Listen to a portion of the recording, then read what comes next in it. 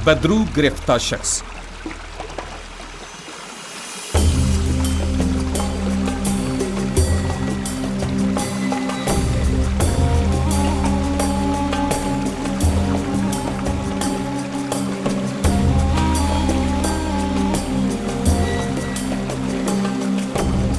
एक दिन सैयदना हुजूरुल मसीह जलील की झील एक कश्ती पर पार कर रहे थे।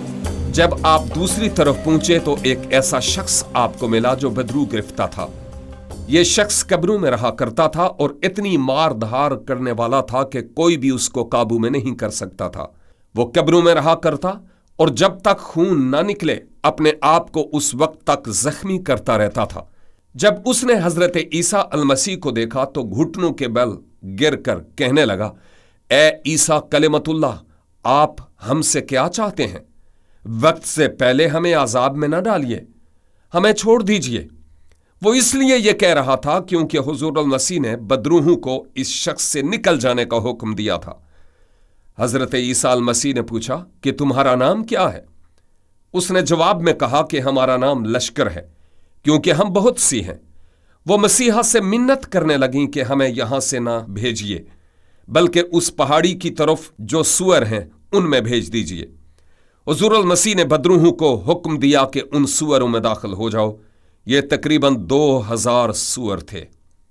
जब ये बदरूहें सुअरों में दाखिल हो गईं तो वो सुअर पहाड़ी से नीचे आकर झील में गिरकर बह गए।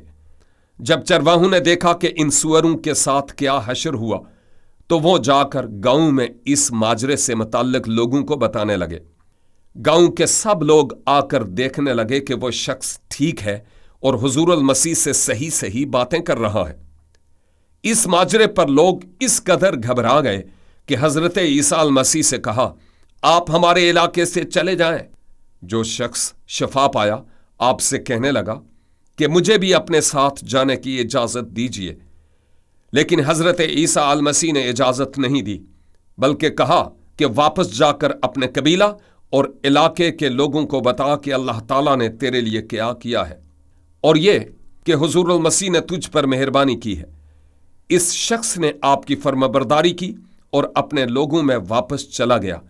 इस कहानी से हमें पता चलता है कि हजरत ईसा अल मसीह का कैसा इख्तियार था कि वो शफा देते और यहां तक कि वो रूह को भी मर्ज़े गुनाह से शफा बख्शते थे, जो इंतहाई जरूरी और अहम तरीन बात है। गुनाह शर्मिंदगी का निशान है और हर एक शख्स को अल्लाह ताला से जुदा कर देता है। अगर आप चाहें तो हजरत ईसा अल मसीह आपको भी, जो अल्लाह ताला से दूर हैं, तब्दील करके ऐसा शख्स बना सकते हैं जो पाक और अल्लाह ताला के हुजूर मकबूल हो।